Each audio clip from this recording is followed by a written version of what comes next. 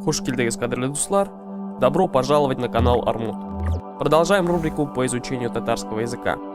Сегодня мы с вами поговорим об агглютинативности и изучим личные местоимения. Кеттек. Татарский язык, как и все тюркские языки, является языком агглютинативным. Что же это значит? Агглютинация – образование грамматических форм и производных слов путем присоединения к корню или к основе слова аффиксов, имеющих грамматические и деривационные значения. Приведем пример. Урман – лес. Урманнар – леса. Урманнарыбыз – наши леса.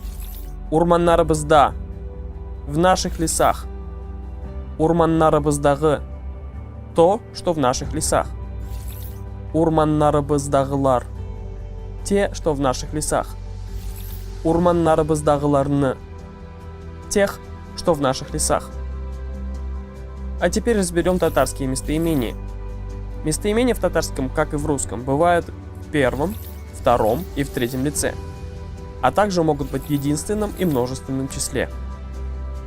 Первое лицо – единственное число. Мин. Я. Второе лицо – единственное число. Син. Ты.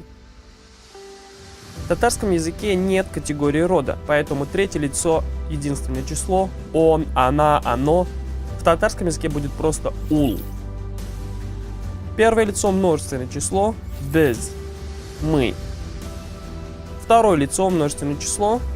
Сез. Вы. Третье лицо – множественное число. Алар. Они. Повторим еще раз. Мин. Син. Ул. Без. Сез. Алар. И на этом все. Келесі учрашуға тиклем. Сау болыңыз.